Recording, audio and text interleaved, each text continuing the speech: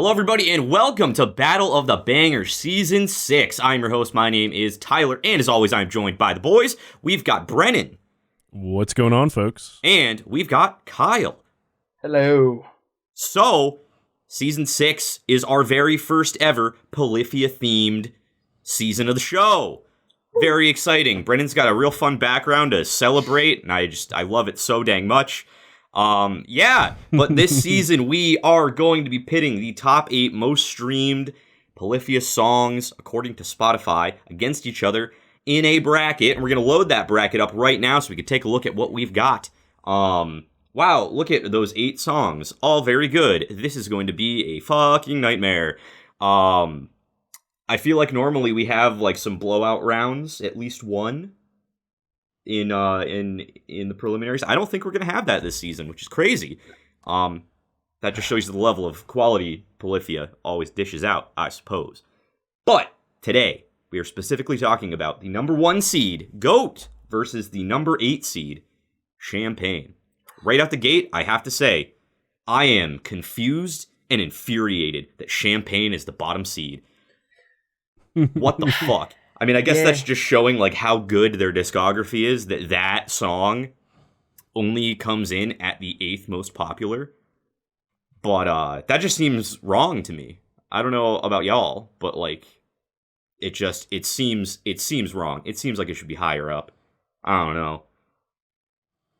I definitely agree. It's crazy to me that like 2 of the most iconic like main riffs of these 2 songs that we have today are like 2 of the ones that like come to mind like immediately when I think of Polyphia, and they're like just happen to be 1 and 8 and happen to be against each other. I'm like, shit, this is tough. Yeah, that is crazy. That like these songs are both like super iconic, and yet it's the top and bottom seeds. Like it should not be this close, but it's gonna be. Which one do we want to start off with talking about? Brendan, I guess I will just let you pick one and start running with it. What do you want to break down first? Let's talk about Champagne a little bit. Fuck yeah. Champagne easily has one of the most iconic and recognizable Polyphia riffs.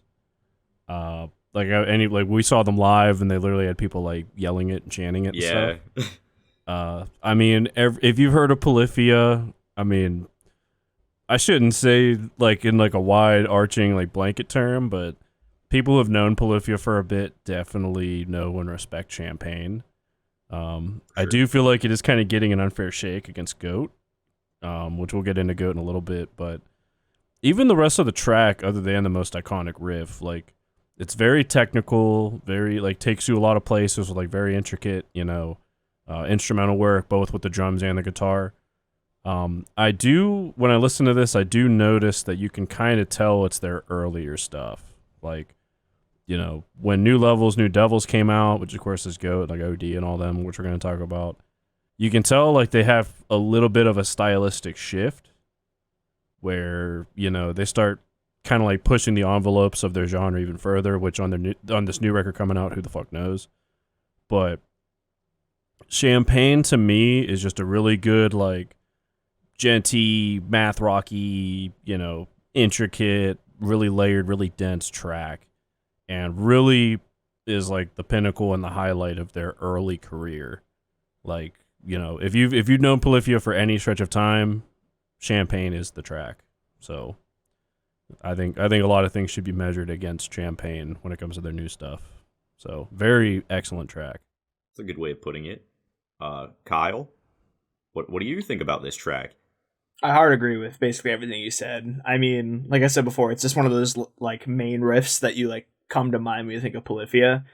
For me in general, the song is like, it doesn't like fucking melt minds with like the weird like collabs into trap and shit that they like to do. It's like them fucking killing an instrumental and just going so hard with it, and they nail it. Like this like entire song has like this the best drive in the world. Like you're just constantly fucking moving. They know how to keep the pace on you, and it just never lets off.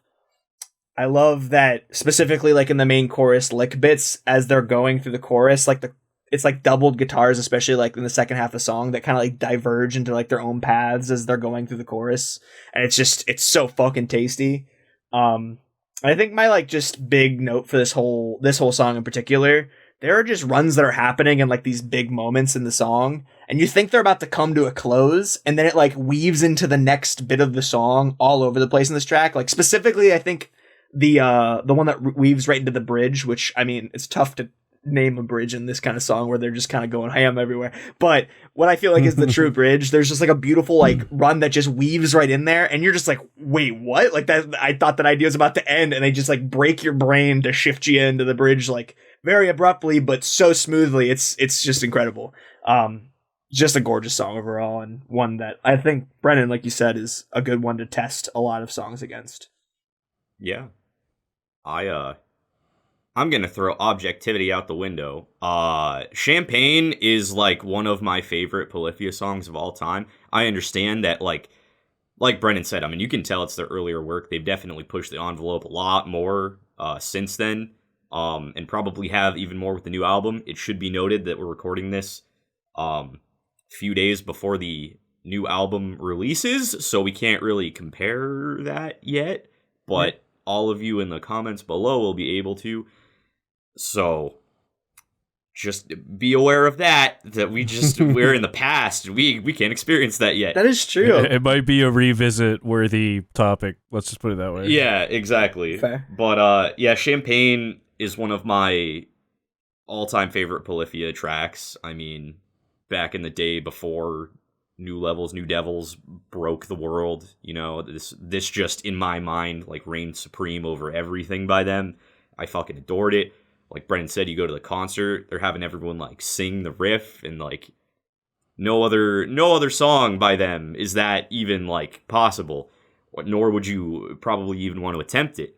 I don't know. Champagne just has like the most fun riff in their history, in my opinion. It's just a different vibe than a lot of their other stuff, and not in necessarily a good or bad way. It's just different, and I enjoy it. But of course it's up against G.O.A.T, which is called G.O.A.T for a reason. And Brennan, I'm gonna pass it back over to you to fucking dive into that shit. So, in my opinion, these songs are kind of hard to compare, but I think Champagne walked so G.O.A.T could run. Because Champagne, you know, like I said, you can tell it's their earlier work, and even though it's very well composed, it's not a composition compared to their newer stuff. Like, Champagne to me is like this collection of like really epic riffs and parts and runs, and you know, they did a good enough job of making it like a solid cohesive piece. But then G.O.A.T came out, and G.O.A.T has kind of put Polyphia on the map as far as like the music scene as a whole. Of course, you know, us people listening to this kind of music like knew about Polyphia, but you know, G.O.A.T kind of launched them into superstardom, and for very good reason, because you know, to me, it really shows that they are not only musicians but composers. And you know, yeah, it's more of like they took their time to like craft a masterpiece than throw a bunch of really cool stuff together and it works. I think G.O.A.T is fantastic. I think G.O.A.T, I think, like I said, it's kind of hard to weigh them against each other because like they're kind of two completely different things. But man, because I mean, just the runs in it, like how everything kind of like walks into each other, like all the instrumentals like really complement one another so well. It doesn't have like the flashiness of Champagne at times.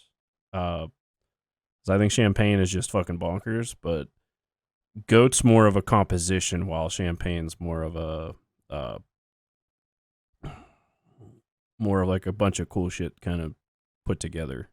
Yeah, in my opinion, I could see that. But yeah, it's like Champagne's like a song, and G.O.A.T is like an experience.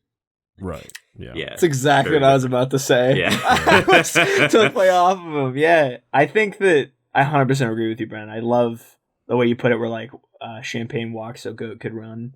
It definitely feels like they like, you know, they knew they were good with Champagne, and now they're just fucking flexing on us by like being like, we got some horns in there, you know, we got all sorts of shit. They're not afraid to have a catchy fucking riff, but then also have the verses shine just as hard in its own unique way. Like it is just every part of this song is just like so perfectly crafted, weaved together. There's like shit going on in the background that like comes in and out with the stuff in the foreground. There's the fucking cool music box thing that like overarches the entire song that like shows the beginning and the end really hard. I mean, I could go on about GOAT, man, but I think we'll save it for the next round, in my opinion, because I really love. I think GOAT is like some peak shit right there.